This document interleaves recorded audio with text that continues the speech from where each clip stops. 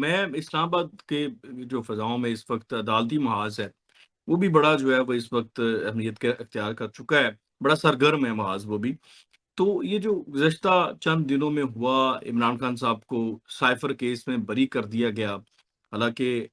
آپ جیسی دانشوروں سے سنا، باقی جو سفارتی امور پر بڑا عبور حاصل ہے جن کو، وہ بھی یہ کہتے تھے کہ اگر کوئی سنگین کیس ہے عمران خان پر سب سے زیادہ، تو وہ سائفر کا کیس ہے، اس میں سے بھی بری ہو گئے۔ تو یہ اس وقت جو ایک دیکھیں تاثر تو مل رہا ہے کہ عدالتیں کسی نہ کسی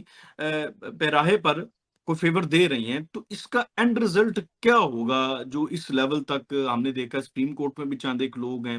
چند معزز جج صاحبان ہیں، ان کی طرف سے تاثر قائم ہو چکا ہے، لوگوں کی رائے قائم ہو چکی ہے، ٹھیک ہے، اور تو اس کا اینڈ رزلٹ آپ کیا دیکھتے ہیں، کیا نکلے گا؟ دیکھیے، اس بات میں تو اب کوئی شک نہیں ہے کہ بعض ججز انتہائی متنازع ہو چکے ہیں، اور وہ بعض ججز تو ان کے بارے میں تو اطلاع ہے کہ بعض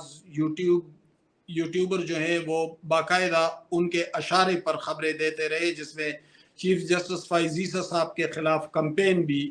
ایک جز ہے اس کا۔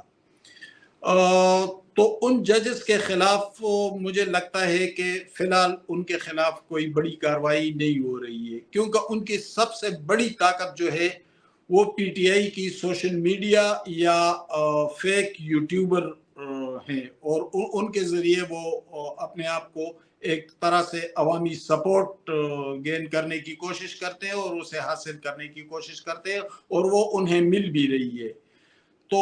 جو ہی یہ فیک نیوز اور پراپیگنڈا اور اس چیز کو وہ اس کا اثر ظاہر کر دیا جائے گا، تو پھر اس کے بعد کچھ لوگوں کے حوالے سے کچھ انویسٹیگیشنز ہو رہی ہیں، کچھ چیزیں ہو رہی ہیں، لیکن بہت آہستگی کے ساتھ۔ تو جو ہی یہ پراپیگنڈا، یہ فیک نیوز اور ان چیزوں کو پیچھے دھکیلا جائے گا، تو پھر کچھ اور ایکشنز بھی ہوں گے، لیکن اس میں شاید 1-2 مہینے لگیں گے۔ لیکن جہاں تک میرے معلومات ہیں تو کچھ ججز کے حوالے سے بعض ثبوت اکٹھے کیے گئے ہیں۔ ٹھیک، اچھا، وہ جو انویسٹیگیشنز آپ کہہ رہے ہیں لو پروفائل رکھ کے کی جا رہی ہیں، وہ عدلیہ کی ہی شخصیت کے حوالے سے ہیں؟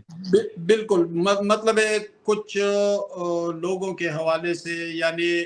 ایک سابق ایم پی اے تھے خیبر پختونخوا کے، اور وہ قتل کے الزام میں جیل میں تھے۔ پھر اسپیکر صوبائی اسمبلی پر کس نے دباؤ ڈالا کہ اسے آپ اجلاس میں بلا لیں، وہ پروڈکشن ایم پی آرڈر اے جاری کروائیں؟ نہیں، وہ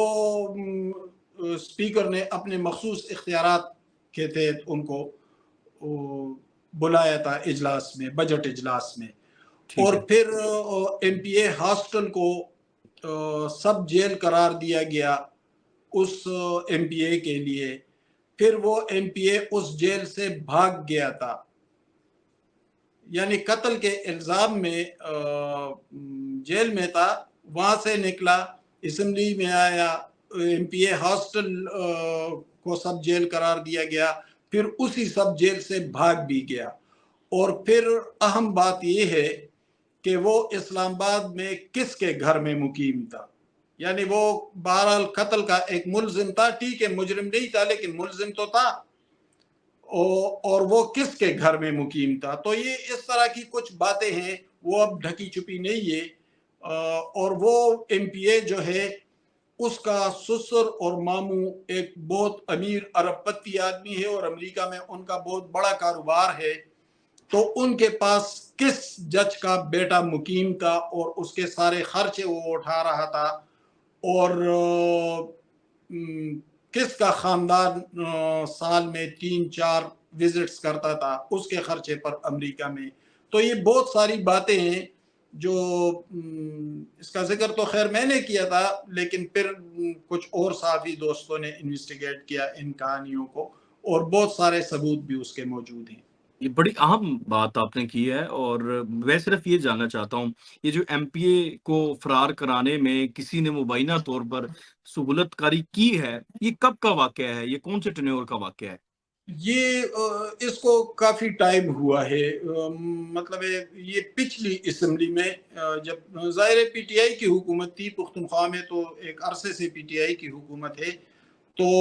پی ٹی آئی کی حکومت تھی، اور مشتاق غنی ایبٹ آباد سے جن کا تعلق ہے، اس وقت بھی اسپیکر تھے۔ صوبائی اسمبلی کے ممبر ہیں، وہ اس وقت صوبائی اسمبلی کے اسپیکر تھے، تو مشتاق غنی صاحب بہتر طور پر بتا سکیں گے کہ ان پر کس نے دباؤ ڈالا تھا کہ فلاں کو آپ اجلاس میں بلائیں، اور پھر اس کی ضمانت کس نے کروائی، اور پھر اس ایم پی اے کو الیکشن لڑنے کی اجازت کس نے دلوائی تھی۔ بالکل ٹھیک ہے، یہ بڑا اہم آپ نے نکتہ اٹھایا، اور اس کا مطلب ہے کہ لو پروفائل پہ بہت ہائی پروفائل جو ہے انویسٹیگیشنز چل رہی ہیں، چیزیں چل رہی ہیں، اور اچھا مجھے یہ اب جان چکے ہم نے کے پی حکومت والا معاملہ تھوڑا چھیڑا ہے، کے پی حکومت کی اب تک کی کارکردگی، گنڈا پور صاحب کی کارکردگی، وہ چونکہ آپ کی گہری نظر ہے، آپ کا تعلق بھی وہاں سے ہے، تو آپ کیا دیکھتے ہیں وہ عوام کے لیے کوئی حوصلہ افزا ہے؟ اور مین وائل پنجاب کی کارکردگی کا اگر کمپیریٹیولی دیکھا جائے، کیونکہ ان کو بھی اتنے دن ہوئے ہیں ابھی آئے، اور ان کو بھی اتنے دن ہوئے ہیں، اس پہ ذرا مجھے بتائیے گا کمپیریٹیولی آپ کیا دیکھتے ہیں؟ دیکھیں، دونوں جماعتوں کے بارے میں ایک بڑا فرق ہے بہرحال۔ مسلم لیگ کی کارکردگی تو کافی بہتر ہے پی ٹی آئی کی نسبت، لیکن اپنے کارکنوں، اپنے حمایتیوں، انٹیلیجنشیا اس کو ناراض کرنا ہو تو وہ مسلم لیگی لیڈروں سے سیکھے، یعنی کوئی کمیونیکیشن ان کا نہیں ہوتا، کوئی رابطہ نہیں ہوتا، کسی سے آپ سوال نہیں پوچھ سکتے، وہ آپ کو جواب نہیں دے گا، اور یہ پوری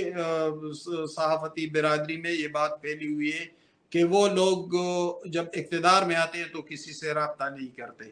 تو ان کی اچھی کارکردگی کے باوجود بھی ان کی مقبولیت نہیں بڑھ رہی ہے اور ایک جگہ رکی ہوئی ہے۔ دوسری طرف پی ٹی آئی کو دیکھے تو ان کی کارکردگی پہلے بھی بہت خراب تھی، لیکن اب مزید خراب ہوتی جا رہی ہے، لیکن ان کا یہ ہے کہ وہ میڈیا کے ساتھ بہت کلوزلی رابطے میں ہوتے ہیں، اور وہ ایک فون کال کے فاصلے پر ہوتے ہیں، تاکہ وزیر اعلیٰ خیبر پختونخوا بھی۔ تو ظاہر ہے کہ حکومت چلانے کے لیے کچھ نہ کچھ تو کرنا پڑتا ہے، کچھ ٹیکٹکس سیکھنے پڑتے ہیں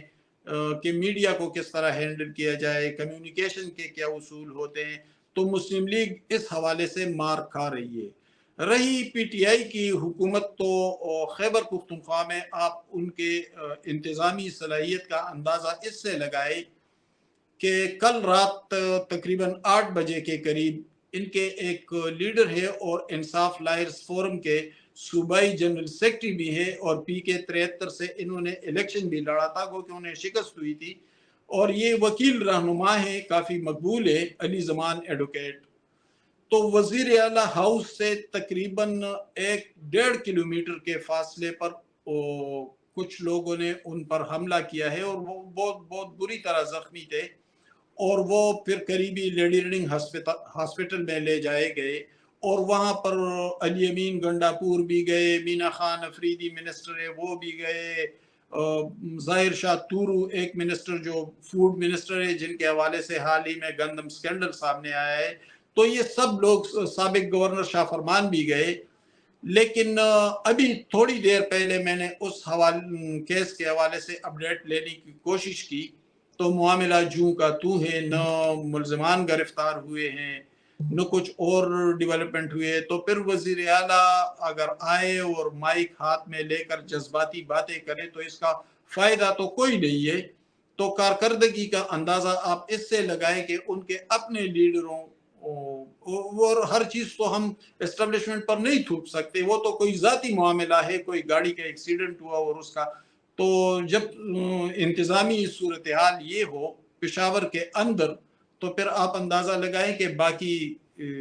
حالات کیا ہوں گے۔ تو کوئی کارکردگی نہیں ہے، نہ انتظامی کارکردگی ہے، نہ سیاسی کارکردگی ہے، بس جذباتی باتیں ہیں اور جذباتی تقریریں ہیں۔ بالکل ٹھیک ہے، آخری دو سوال ہے میرے۔ دورہ چائنا جو اس وقت ہے، میرے خیال سے آج کمپلیٹ ہو جائے گا، اس میں آپ اس کو کس نظر سے دیکھتے ہیں؟ کیا وہ کامیاب رہا ہے؟ اور اب تک کی جو وفاقی حکومت کی کارکردگی ہے، کیا وہ بھی جو ہے وہ بہت اچھی چل رہی ہے؟ کیا معاشی جو چیلنجز ہیں ہمارے، ان کو ہم کاؤنٹر کرنے میں کامیاب ہو پائیں گے؟ دیکھیے چائنا کا دورہ، اس کے ڈیٹیل تفصیلات ابھی سامنے نہیں آئے. کچھ نہ کچھ تو میڈیا میں آیا ہے یا کمیونیکیٹ ہوا ہے ہمیں، یعنی 23 ایم او یوز سائن ہوئے ہیں، 23،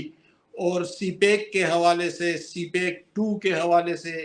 تو یہ کچھ چیزیں، لیکن وہ پورے ڈیٹیل تفصیلات دیکھیں گے تو پھر اس پر بات کریں گے. لیکن ظاہر ہے کہ اس موقع پر چائنا کا دورہ انتہائی اہم ہے، اور آنے والے دنوں میں ہم دیکھیں گے کہ اس حوالے سے کون سے ڈیولپمنٹ ہو رہی ہے. رہی فیڈرل گورنمنٹ کی کارکردگی، تو سیاسی طور پر اگر ہم دیکھیں تو ان کی کارکردگی نہ ہونے کے برابر ہے. یعنی سیاسی لوگوں سے کوئی کوارڈینیشن نہیں ہے، کارکن جو ہے پارٹی کے وہ ناراض ہیں، مقبولیت کوئی خاص ہے نہیں. لیکن ان کے لیے اہم بات یہ ہے کہ ان کے ذمہ یہ ہے کہ وہ معاشی طور پر ملک کو بہتر بنائے، اور اس کے بعد پھر سیاست ہوگی. تو ابھی تک تو یہ پالیسی چل رہی ہے کہ عمران خان کو جیل میں بند رکھا ہے، کیونکہ وہ پولیٹیکل سٹیبلٹی نہیں ہونے دیتے، اور معاشی طور پر ملک کو آگے بڑھنے کے لیے پولیٹیکل سٹیبلٹی بہت ضروری ہوتی ہے. شہباز شریف کو فری ہینڈ دیا گیا ہے، کم از کم کچھ حوالوں سے، گو کہ وہ فری ہینڈ اس حوالے سے تو نہیں ہے کہ محسن نقوی ان کے وزیر داخلہ ہے، اورنگزیب خان ان کے وزیر خزانہ ہے، تو اس کو ہم مکمل فری ہینڈ تو نہیں کہہ سکتے. لیکن کم از کم انہیں کسی نہ کسی طرح سپورٹ فراہم کی جا رہی ہے، اور وہ ہم چائنا دورے میں بھی دیکھ رہے ہیں. تو ہم دیکھیں گے آنے والے دنوں میں کہ معاشی طور پر اگر ملک استحکام کی جانب بڑھا تو پھر عمران خان اور ان کی سیاست کا کوئی جواز نہیں رہے گا. پھر یہ بات غیر اہم ہو جائے گی کہ وہ مقبول ہیں یا غیر مقبول ہیں. پھر اہم بات یہ ہوگی کہ کارکردگی کس کی